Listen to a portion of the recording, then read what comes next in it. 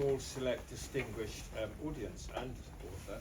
This is Lucy O'Meara, who lectures in French at Kent, is that right? That's right, yeah. Probably pronounced your name wrong. That's You're okay. going to interview Caroline LAMARCHE. The book is £5 tonight. We always do a discount for people who come for the event, it's usually $10.95. It's wonderful because it comes from a dark place, but it's beautiful. And I think I'm really pleased that you've come to speak here in Canterbury Waterstones. So I'd like to thank you for coming and welcome you both. Thanks, Martin. Thanks very much. No, I'm sorry, it will be on YouTube within a day or two, because by the power of Inez, or forever. Wonderful. Thank you. Thanks, Martin, and thank you, Ina, for organising this event. So I'm really, really pleased to be here this evening to see you all and to welcome you, and to welcome Caroline LAMARCHE, our guest of honour this evening. Caroline LAMARCHE was born in Liège, in Belgium, and she now lives still in Belgium, near Brussels. But you spent some of your childhood in Spain and also in France, and then worked and lived for some years in Nigeria, where she taught French, or English, or both. French, fantastic. So she has lived in a number of countries in Europe and now is working in Belgium. Her writing career began relatively late, as I understand it, in the 1990s. And I read something very interesting on Caroline's website yesterday, where she said that when she began writing, the insomnia that she had always suffered since she was a student vanished or disappeared. Yeah. It's a very, very interesting thing for me to read. Maybe we'll come back to the therapeutic effects of writing during our discussion. Since beginning her publishing career in the early 1990s, Caroline has published very widely across fiction, poetry, radio pieces, plays, and many other genres as well. She was very quickly recognised by the juries of many prizes. Notably, her early short stories were awarded several prizes, including the Prix Radio France International and the France de Wever Prize. And her first novel, which was Le Jour du Chien, or the Day of the Dog, from 1996, was awarded the Prix Rossel. More recently, in 2019, Caroline was awarded the very prestigious Prix Goncourt de la Nouvelle for her collection of short stories entitled Nous sommes à la lisière, we are at the edge. Now, that hasn't yet been translated into English, but if you are interested in reading some of Caroline's other short fiction, her 1998 collection La Nuit, l'Après-midi was published in English as Night in the Afternoon, translated by Howard Curtis. Now, of course, the reason we're all here this evening is because of the publication in English of La Mémoire de l'air, translated as The Memory of the Air by Catherine Gregor. That was published last year by Eloise Press, and almost immediately was awarded an English PEN Award by the PEN Translates programme in August 2022. Those of you who've already read the novel will know that it's a short but powerful work. It tells the story of an assault. First of all, obliquely, and then more directly. And the book is structured in two parts. Over the course of the first part of the book, we learn about the narrator's relationship with a man, the man before. He's also called Manfort. And we learn over the course of the narration that this relationship was unequal, we could call it toxic. Towards the end of the relationship, this man says something to the narrator, which is of such impact and such power that the narrator feels compelled to tell us in the second part of the novel something more directly about an event from her past many, many years previously. It's a short novel of immense power. I am very, very happy to have read it, and I'm really pleased to be able to discuss it now with Caroline. Thank you, Lucy. So I wonder, Caroline, if you could talk to us first of all about the origins of this piece of writing. As I understand it, it came originally from a spoken piece that was in fact performed on stage. I wonder if you could tell us about that process and how that led then into the writing of this novel. Before I have to apologize for my bad English. No, you don't. And to thank you for this, because you summarized the book without spoiling the. Good, Yeah. that's important. It's very clever. It's not so easy. Mm. Well, at the beginning, I didn't want this text to be published. I was afraid, I think, for different reasons. And so I sent it to a friend who worked by France Culture, and I myself wrote 2 or 3 radio plays for France Culture some years before, and I sent it to him asking for his advice, and he didn't answer me, but 2 months afterwards he told me, well, France Culture will bring it to Avignon for a lecture by Dominique Blanc, who is a very well-known French comedian. So that was wonderful, because this text I was afraid of and maybe a bit ashamed of. I don't know. It was like a monster. I didn't know what to do with this text. Was listened by quite a lot of people, and then I thought, well, now I can send it to Gallimard. But I have to adapt it, because it was like a dialogue. Well, it was a woman addressing directly to a lover. Okay. And now is a narration. Yeah. Narration. Yeah. It's a monologue, in fact. Yes. It's a monologue. Yeah. So, yeah. That's very interesting, actually, that you say that it originated in a spoken text that was in the form of a dialogue. But in its written form, as we're receiving it now, it is, as you say, a monologue. And in fact, that makes me think of the epigraph for the text that you've chosen, which is an epigraph by I believe she's German, Unika Zurn. Yeah. And the epigraph reads, "Only a monologue can convey the truth. Who would dare divulge their secret to the other person?" Yeah. So you've chosen to, if you like, bring us into the text via that quotation about a monologue. And I wonder, can you say a little bit more to us about why a monologue is important to this, for the form of this story? It's a very paradoxical sentence, because what it said is only a monologue can convey the truth. Who would dare divulge their secret to the other person? But writing this book, I divulge my secret to many people. Yeah. So, but that means that the monologue, you speak to yourself. Writing, you speak to yourself. It means also that you save yourself, or you say you go through that in loneliness, really. And then you need the others. I needed this friend to take this text and present it to France Culture. I needed also a comedian like Dominique Blanc. An actor, yeah. I needed my editor in Gallimard, who loved the final text, etc. So, but it's a monologue. It's something written in the loneliness. And with a lot of doubt, and could I write this? And well, yeah, it's from what you're saying, it sort of sounds as though, in fact, the voices of other people were very central to you in the developing of the project into a written text. Yeah. And that, if I understand you well, if that kind of gave you the power to assume the sole voice of the monologue throughout the text. Is that fair? Yes, it's fair. And also the text begins with a dream.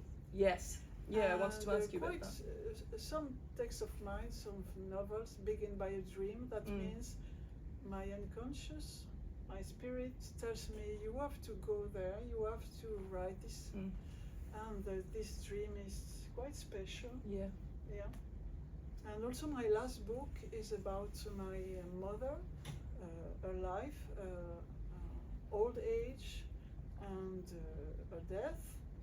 And also it began with a dream. I began to write after a dream, Yeah. as if I needed an authorization. Yes, I see. That's Yeah. that's very interesting. Yeah, and it's clear, I think, when you come to the reading of the text and you straight away on the first page you're plunged into the narrator's dream, Mm-hmm. and it is very clear that that dream has an energy and an urgency that is going to nourish the narrative and make it possible for the narrator to tell us what she needs to tell us. Yes, because the narrator dreams, I dream, of a dead woman, but this dead woman is very beautiful. She seems to sleep and she smiles and her complexion is beautiful. And so the unconscious is so clever. It told me, well, there is a dead woman inside you, but no fear. She's like sleeping, like the Sleeping Beauty.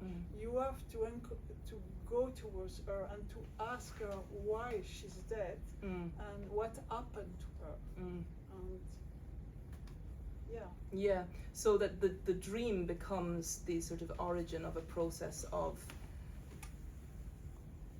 discovery or of uncovering, Yeah. if you like, which then takes place over the course of the narrative. Yeah, because this dead woman was inside me, in fact. So I had to go and ask her what happened to you. Yeah, yeah. I wanted. Well, it's all about violence and rape, and so I think often of Annie Ernaux when she wrote L'Événement about the abortion she suffered, and she wrote this text, I think 20 or 30 years afterwards. And that was the story of this book. I thought, I suppose, like her, well, so many women have gone through that. Why should I write? And then something in the present life of the narrator brings another violence who awakes the first one. Yeah. And it's often like that. You pretend to have forgotten. It's not important. You feel okay. You have children. You have your work. And then it comes again after years. Yeah. Something inside you was dead because you wanted this part of you to be silent. And so it comes back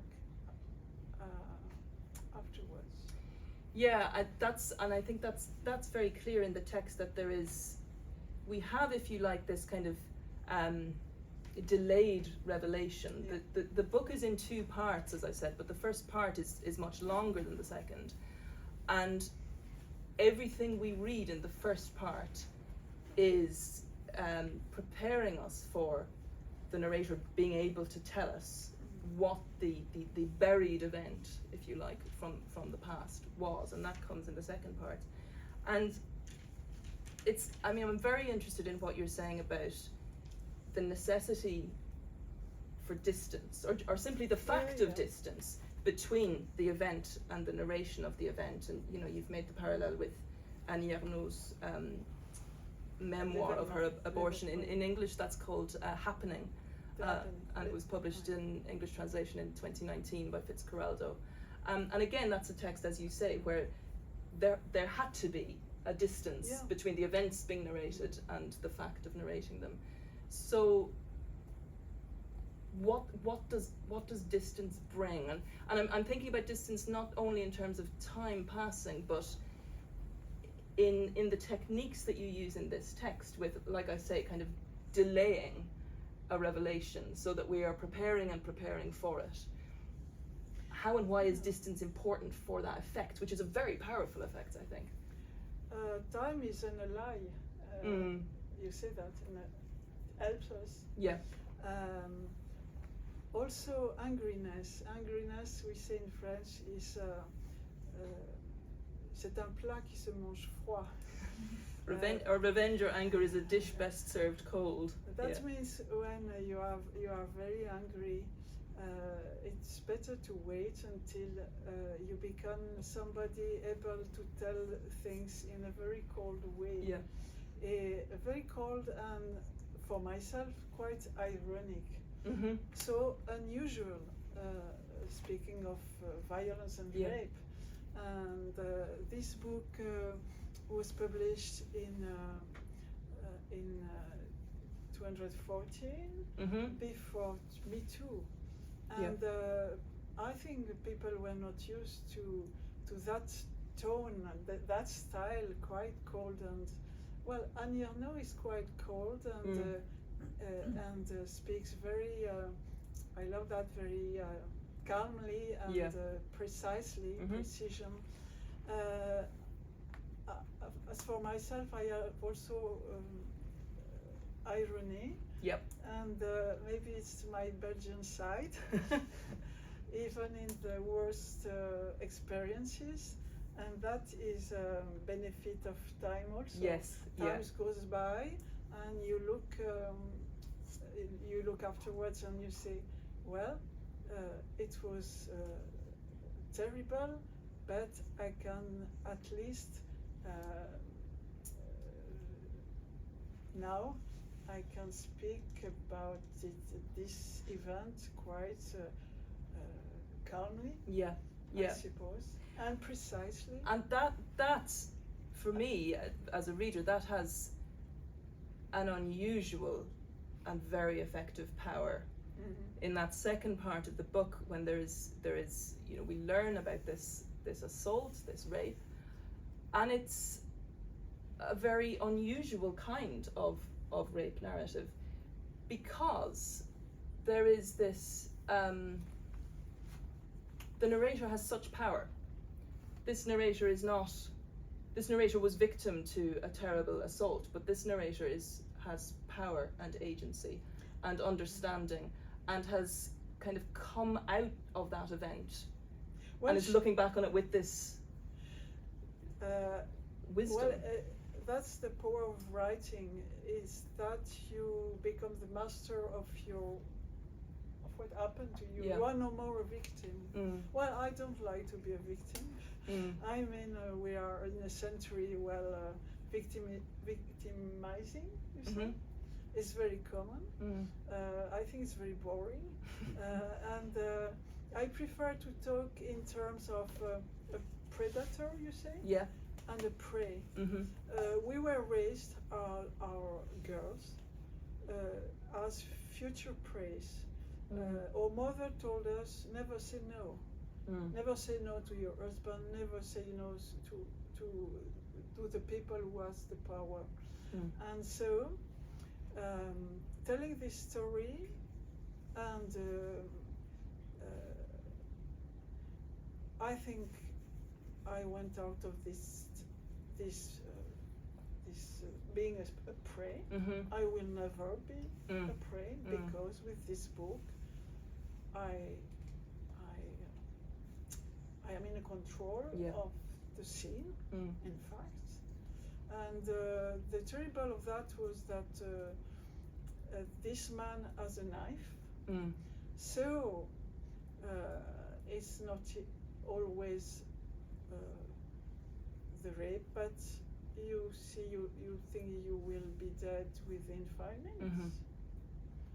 And that is another thing. You escape sometime. You are triumphant. You say, I am not dead. Yeah. I am not dead. And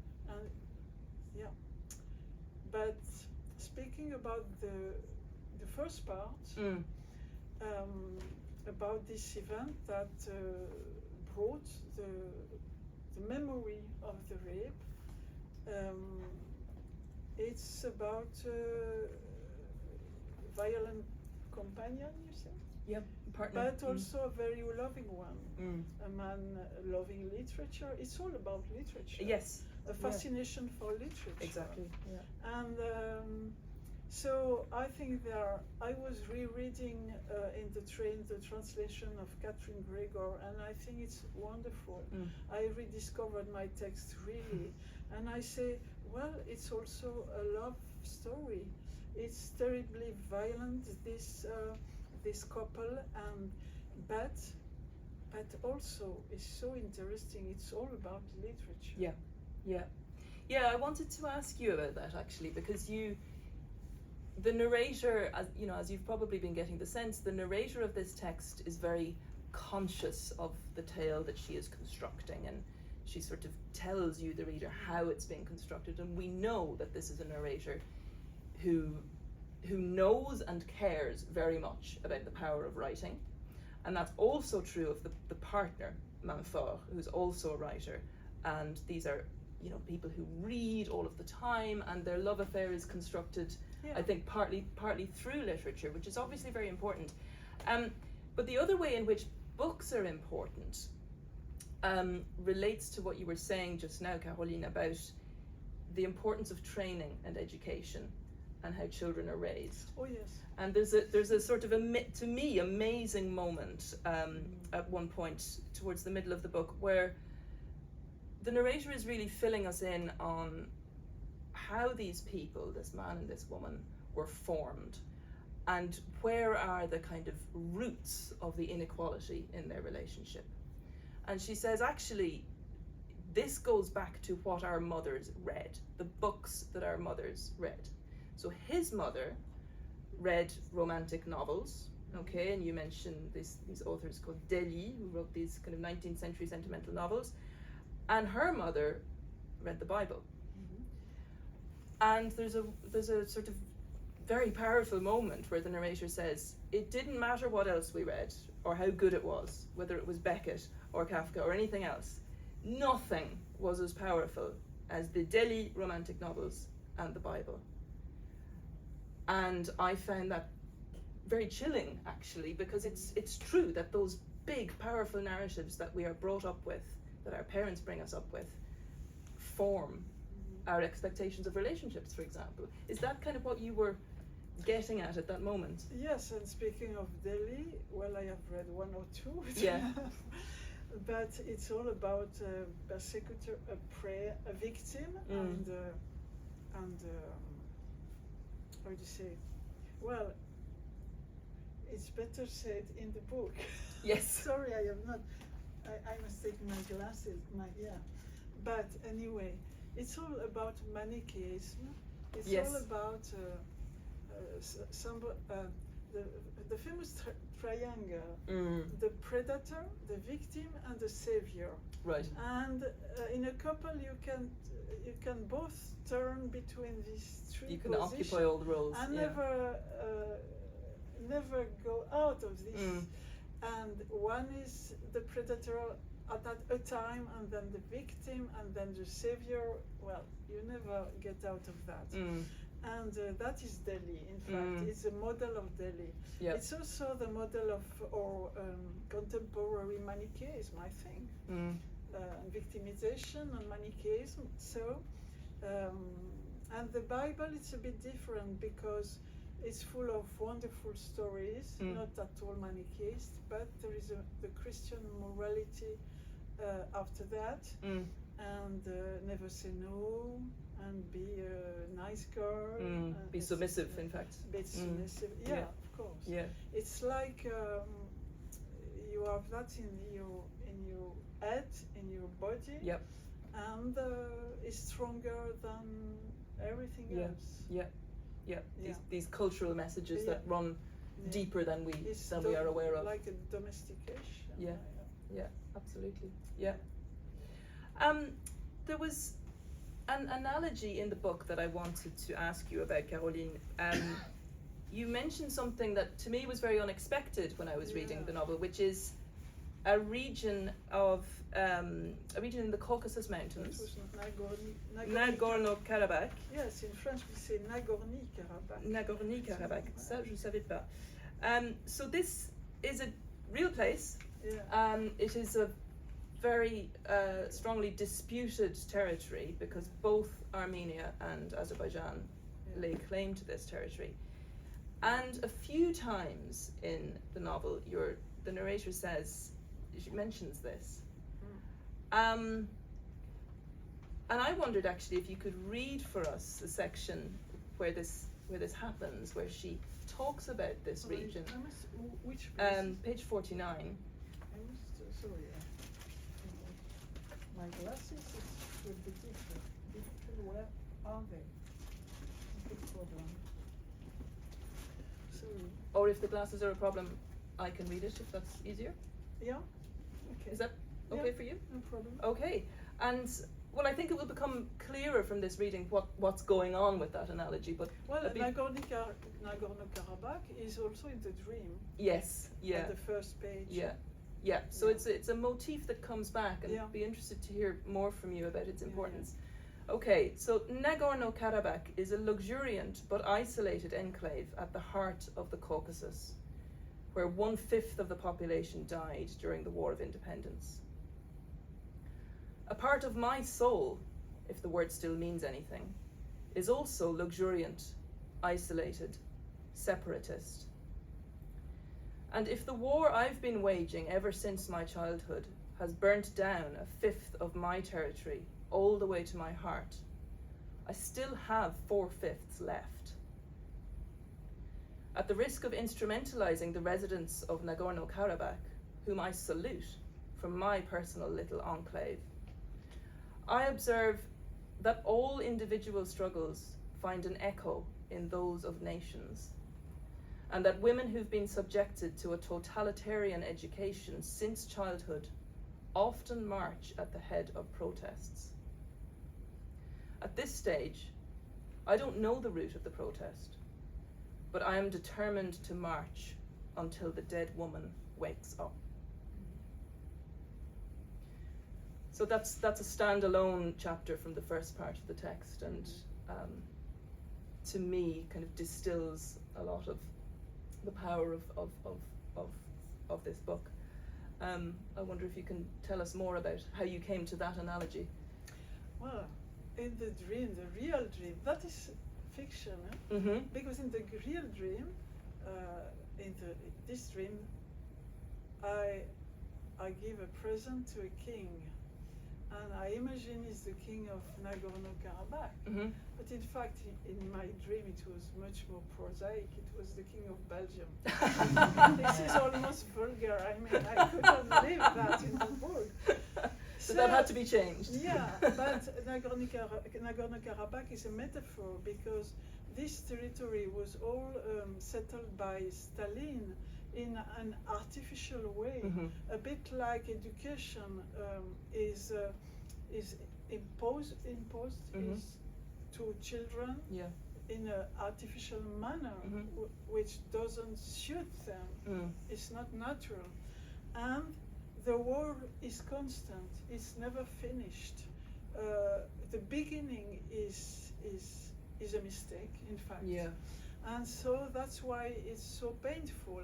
I often ask myself, why did I spend so many time?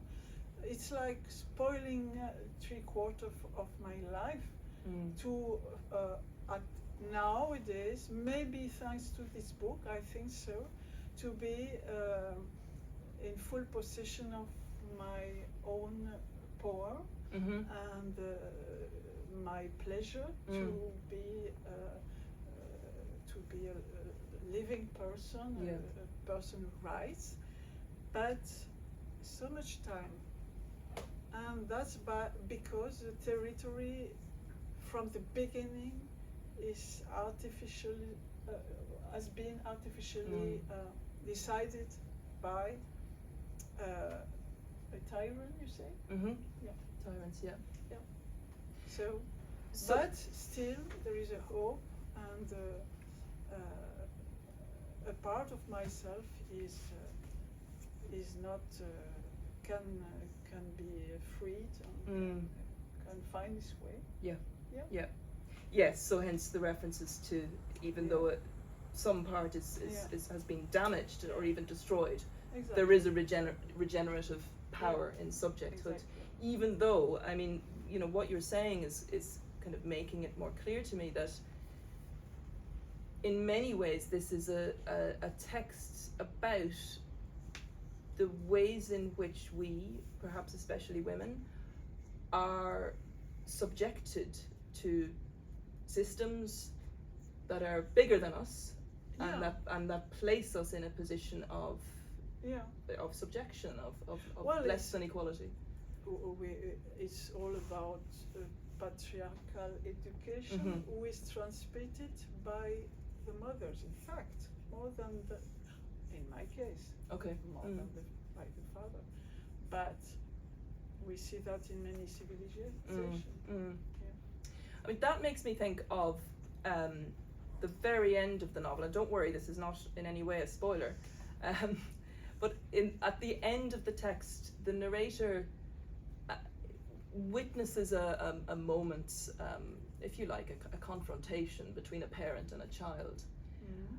And this is a moment of great power for the narrator, who tells us that this allows her to understand what has happened, or what has taken, Yeah. you know, what has got her to this point.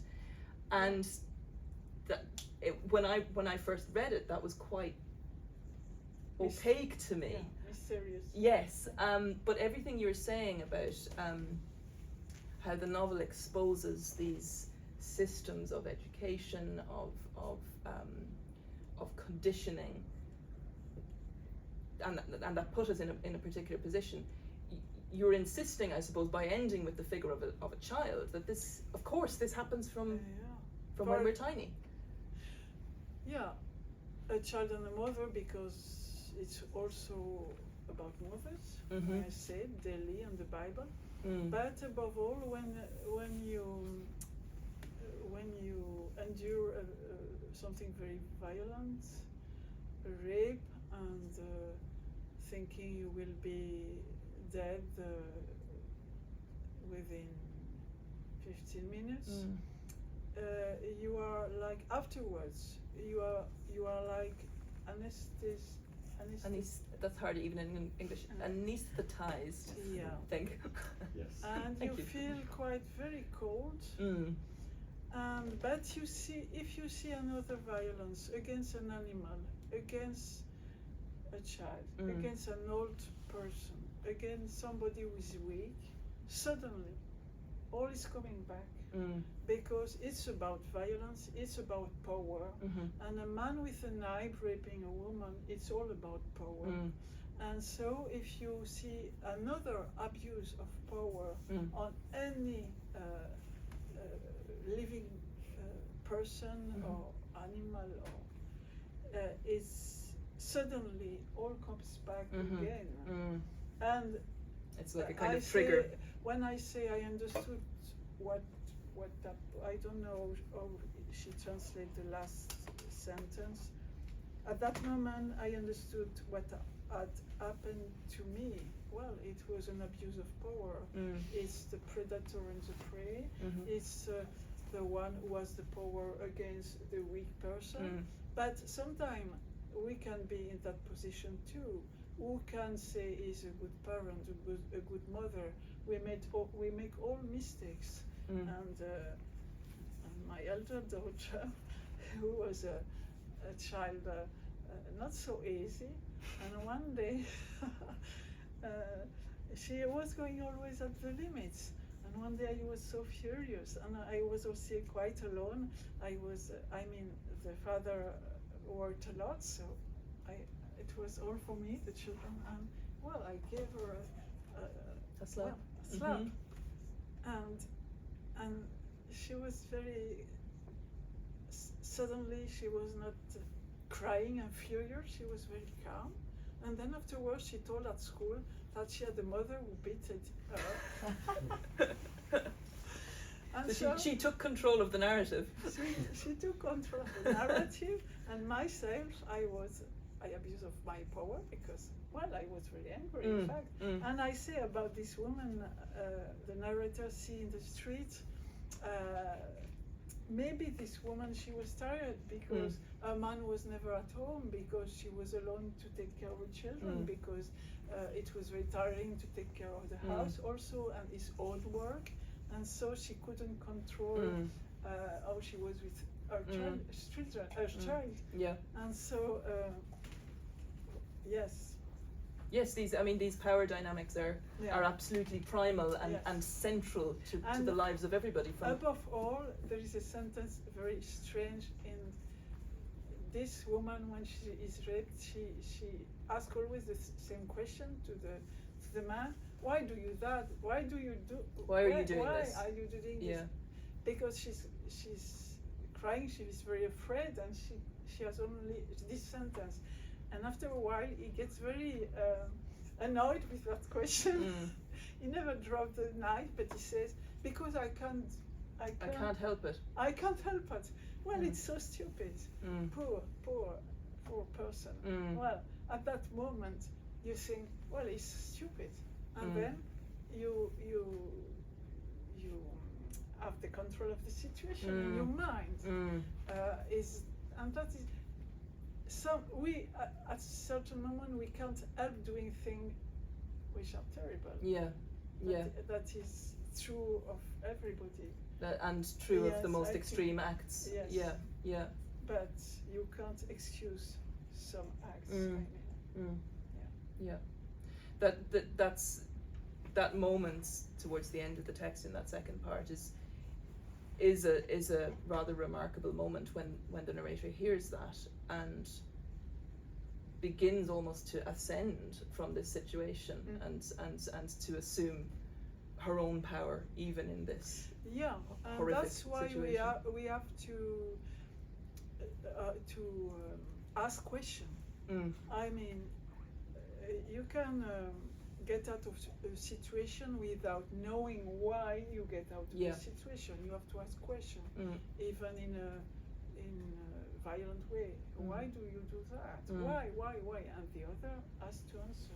Yes, and has to confront the reality sometimes this person you thought who were so powerful, all of a sudden the answer is so stupid that you say, oh, it was only that.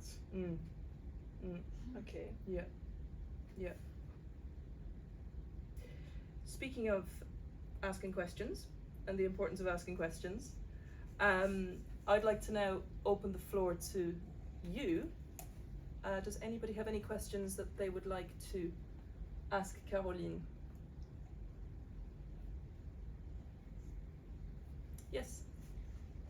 That was a very engaging conversation. Thank you for that. How do you reconcile with mothers or like women in general, since you talk about that? Or I don't have a better word for reconciliation, but what is the long response of that trauma that you go through? Because you know that the woman who might have done you injustice, even patriarchal or non-patriarchal, that was being influenced, coming from generations of behind her, but exactly. How do you then reconcile? Well, my personal case is that I took care of my terrible and very cheerful mother, with a very strong character. I took care of her when she was old and blind, and that was a reconciliation I told him in another book, my last book. And this is the value of time also. I never wrote when a situation is difficult inside the family, you shouldn't write at once, being angry. It's better to wait and to try to understand. And the life gives you the keys to understand, and that happened to me. And also, I am very fond of the Bible, and there is a sentence in the Bible you say you have to respect your father and mother, even if you don't understand them. So I think asking some question to my mother, I understand her own youth and what she has gone through, and so I have a great confidence in life and in what you can clear by asking question at the right time, not too early and not too late, of course, because it's too late. Can I just jump in there and ask you a question about your process as a writer? Because we've talked about the importance of the passage of time, and you've said that time is an ally, and that it's important to not write about, if you like, the distressing event or the distressing family relationship immediately, but rather to let it sit and come back to it later. Do you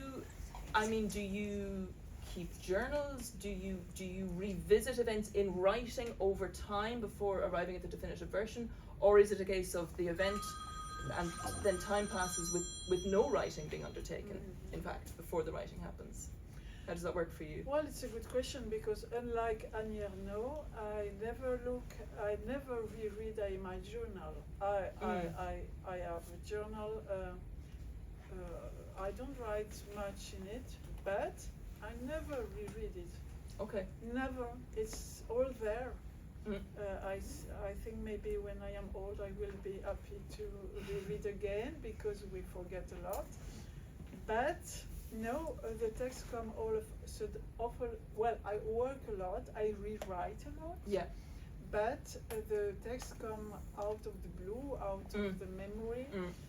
Meanwhile, Annie Ernaux, she takes her journal, she writes out of it, and sometimes, having written about what she found in her journal about her parents, for instance, then she gives afterwards the real text of the journal. Yeah. I will never do that.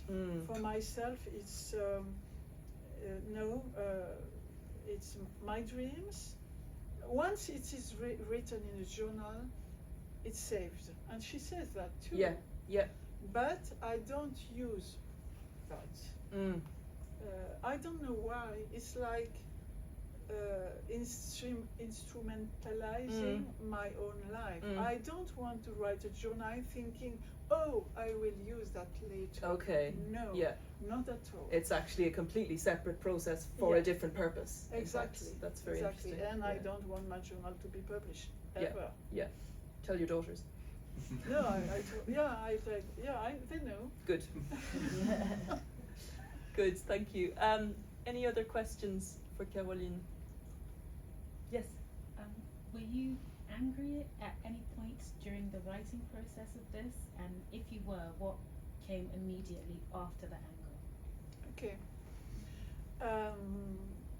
Was I angry? I was very angry about the man of the first part of the book before writing, especially because the same way the raper said, if you scream, I will kill you. This man said, if you write something about us, about you, I will kill you.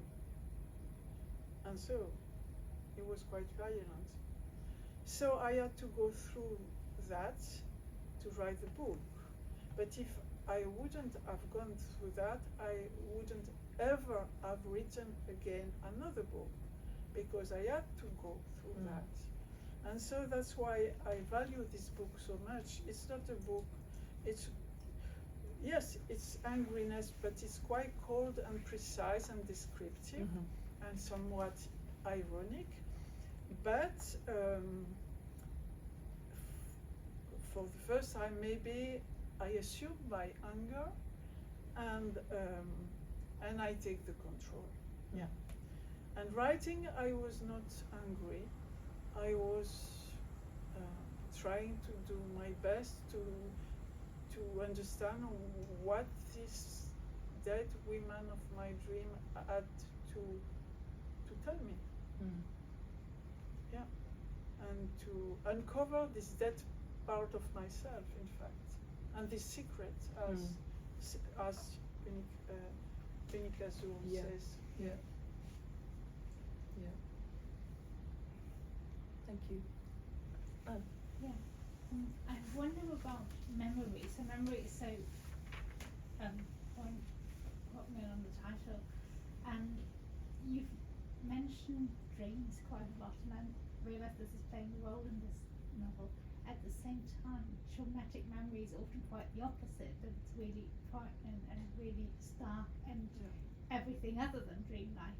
So I wonder how you reconcile that relation in terms of memory. Well, I suppose my dreams are quite precise. Some of them, they are like little stories, and they tell me messages.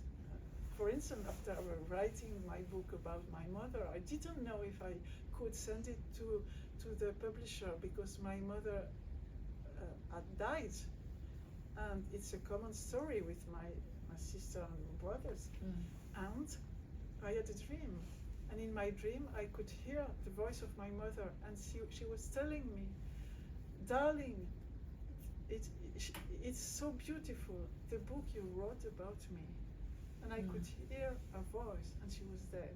So I have quite precise dreams, I think. But I think I am a precise writer, but the dreams give the poetic, I mean, the title, The Memory of the Air. I am a poet too, and I became a poet after having been in silence during years, only writing down my dreams. And when my dreams disappeared, I was like without my drug. I began to write, and it became a new drug. And so it's natural for me to write in a poetic and precise way. It's not antinomic. It comes naturally. It Yeah. comes naturally, yes. Yeah. It's not in opposition. Yeah. Okay. Sorry. I don't know if I answered your question. Yeah, you did. I think it's quite intriguing, that dialectic, because you, as you say, there is an element of coldness and there is an element of that distance there, but at the same time this poetic element, so that this comes together there as well. I think it's quite interesting. I think we have time for one more question. Yes. You mentioned dead woman. Do you still see the dead woman in your dream? Do you still feel? No, not at all. No. No. This book really changed my life. I think I have been to the end of something, which lasted for years, but I was not conscious, and which twisted my life, especially in the love field, I think. So, well, psychotherapies are useful, but as I say, a rape is something unique. Even if you go to the police, if you tell it in an oral way, it's not like writing, because writing, you find your own rhythm, your own words, and it's your story, your personal story, and your unique voice. And I think I never talk as a collective, I always, but I think my texts are universal because I speak in my own voice, but in a certain way. Well, I can't explain it better than that. I think that's absolutely right, that this text makes it very clear that the taking ownership of the event, if you like, at a distance, and regaining one's power through the telling of a tale, that's the most personal thing and deeply individual. But also, as I think you'll find when you read this text, this will speak to you. This has universal resonance. That's its power. I think so, and also because it's a very Economical. economical. So Mm. I trust the intelligence of the reader, and I think if a text is economical, the reader can project Exactly. herself or Mm. himself Mm. in the text. You leave us space. Yeah.